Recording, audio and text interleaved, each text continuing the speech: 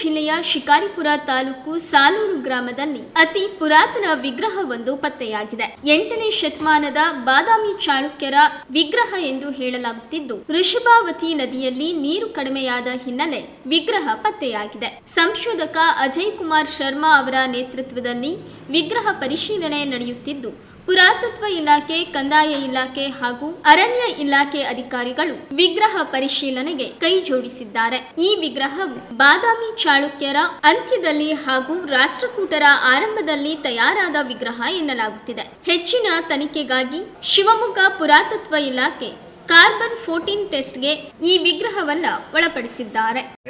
ಅದನ್ನ ಬಿಟ್ಟು ಹೋಗ್ಬಿಡ್ತಾವಿಲ್ಲ, ಇನ್ನು ಮುಗಿತಿದ್ದು ಕೊನೆ ಇದಕ್ಕೆ ಬಂದಿದೆ ಅಂತ. ಅವಾಗ ಈ ಈ ಗಜ ಏನ್ ಮಾಡ್ತಾನೆ, ಆ ಹೂ ಏನು ಇರ್ತದಲ್ಲ, ಕೊನೆ ಬಾರಿ ಗಾಳಿಲಿ ಹಿಡ್ಕೊಂಡು ವಿಷ್ಣುವನ್ನ ಸ್ಮರಣೆ ಮಾಡ್ತದೆ, ನನಗೆ ನೀನೇ ಈಗ ಬಂದು ಕಾಪಾಡಬೇಕು ಅಂತ. ಇಲ್ಲಿ ವಿಶೇಷ ಏನಂದ್ರೆ, ಗಜೇಂದ್ರ ಹಿಂದಿನ ಜನ್ಮದಲ್ಲಿ ಈ ಪಂಡ್ಯ ಅಂತೇಳಿ ತಮಿಳ್ನಾಡಲ್ಲಿ ಬರ್ತದೆ, ಇಂದ್ರದುಮ್ಯ ಅಂತ ಅವನು ಅರಸನಾಗಿದ್ದ ಅವನು. ಸೊ ಅವನು ಅವಾಗಲೂ ವಿಷ್ಣುವನ್ ಭಕ್ತ. ಆದರೆ ಒಮ್ಮೆ ಅವನ ಆಸ್ಥಾನಕ್ಕೆ ಅಗಸ್ತ್ಯ ಮುನಿಗಳು ಬಂದಾಗ ಎದ್ದು ನಿಂತು ಗೌರವಿಸಲ್ಲ ಅಂತೇಳಿ ಅಗಸ್ತ್ಯ ಮುನಿಗಳು ಏನು ಮಾಡ್ತಾರೆ, ನೀನು ಮುಂದಿನ ಜನ್ಮದಲ್ಲಿ ಗಜ ಆಗಿ ಜನ್ಮ ತಾಳು ಅಂತೇಳಿ. ಅದೇ ರೀತಿ ಮಕರ ಏನಿದ್ದಾನೆ, ಅವನು ಗಂಧರ್ವ ರಾಜ, ಅವನು ಹೂವು ಅಂತೇಳಿ ಅವನ ಹೆಸರು. ಅವನೇನು ಮಾಡ್ತಾನೆ, ಒಂದ್ಸರಿ ಅವನ ಆಸ್ಥಾನಕ್ಕೆ ದೇವಳ ಮಹರ್ಷಿ ಅಂತ ಬಂದಿರ್ತಾರೆ. ಅವ್ರು ಬಂದಾಗ ಅವ್ರ ಜೊತೆಗೆ ಇದೇ ಥರ ಹೀಗೆ ನದಿಲಿ ಹೋದಾಗ ಅವ್ರು ಸೂರ್ಯದೇವರಿಗೆ ನಮಸ್ಕಾರ ಮಾಡ್ತಿರ್ತಾರೆ. ಇವನು ರಾಜ ಇದ್ದವನು ಅವ್ರ ಕಾಲು ಎಳಿತಾನೆ. ಅವಾಗ ಮಹರ್ಷಿಗಳಿಗೆ ಸಿಟ್ಟು ಬಂದು, ನೀವು ಮುಂದಿನ ಜನ್ಮದಲ್ಲಿ ಮಕರ ಆಗು ಅಂತ ಹೇಳ್ತಾರೆ. ಸೊ ಇಬ್ರು ಏನು ಮಾಡ್ತಾರೆ, ಇಲ್ಲಿ ಬಂದಾಗ ಏನಾಗ್ತದೆ, ಅವಾಗ ವಿಷ್ಣುನ ಭಕ್ತ ಅವನು. ಸೊ ವಿಷ್ಣು ಏನು ಮಾಡ್ತಾನೆ, ಸೂರ್ಯ ಚಕ್ರದಿಂದ ಮೊಸಳೆನ ಸಾಯಿಸ್ತಾನೆ. ಅವಾಗ ಅವನು ಹೇಳ್ತಾನೆ ಏನಂದರೆ, ನೀನು ಯಾಕೆ ಇಲ್ಲಿ ಜನ್ಮ ತಾಳಿದೆ ಅಂದರೆ, ನೀನು ಹೋದ ಜನ್ಮದಲ್ಲಿ ನೀನು ನನ್ನ ಭಕ್ತನೇ, ಆದರೆ ನಿನಗೆ ಅಹಂಕಾರ ಜಾಸ್ತಿ ಇತ್ತು.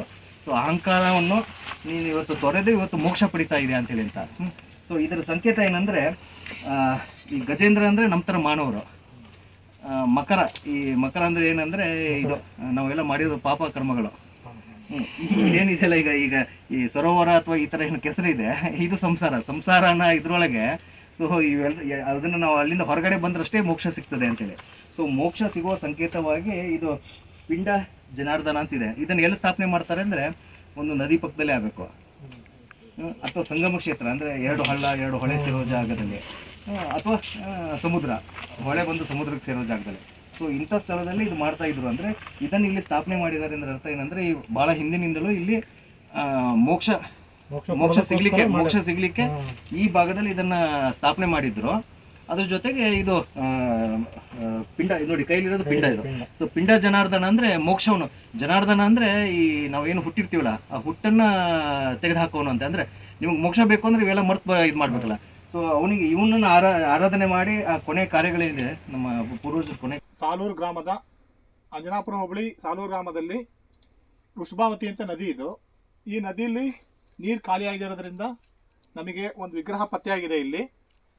ಈ ವಿಗ್ರಹ ಮೂಲತಃ ಎಲ್ಲಿದು, ಇದು ಎಲ್ಲಿಂದ ಬಂತು, ಇಲ್ಲಿಗೆ ಯಾಕೆ ಬಂತು ಅನ್ನೋ ಒಂದು ಕುತೂಹಲದಿಂದ ನಾವು ಪುರಾತತ್ವ ಇಲಾಖೆಗೆ ವಿಚಾರ ಮುಟ್ಟಿಸಿದ್ವಿ.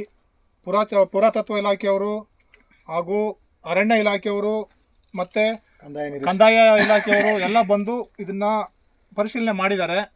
ಈಗ ಅವರು ಹೆಚ್ಚಿನ ಮಾಹಿತಿನ ಹೇಳಲಿಕ್ಕೆ ಇದು ಮಾಡ್ತಾ ಇದ್ದಾರೆ.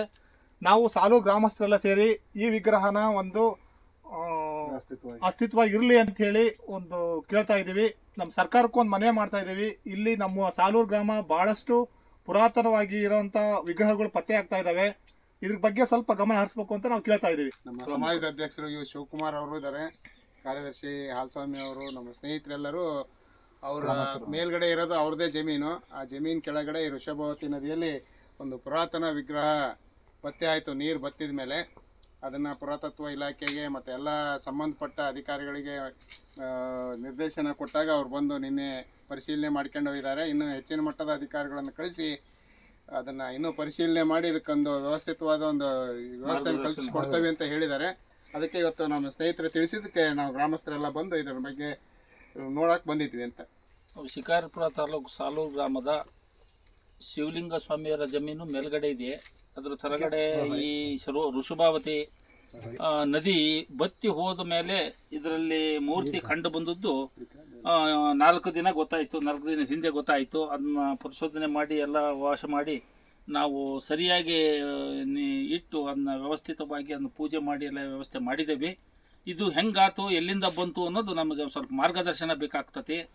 ಹಂಗಾಗಿ ಎಲ್ಲ ಕಡೆನೂ ನೋಡಿದರೆ ಲಿಂಗ ಮುದ್ರೆ ಕಲ್ಲುಗಳು ಪ್ರತ್ಯಕ್ಷವಾಗ್ತಾ ಇದ್ದಾವೆ, ಎಲ್ಲ ಇದು ಕಾಣ್ತತಿ. ಇದರಿಂದ ಏನೋ ಒಂದು ಮಾಹಿತಿ ಇರಬೇಕು. ಮಾಹಿತಿ ಇಲ್ದಲೆ ಇದು ಸೃಷ್ಟಿಯಾಗಕ್ಕೆ ಸಾಧ್ಯನೇ ಇಲ್ಲ.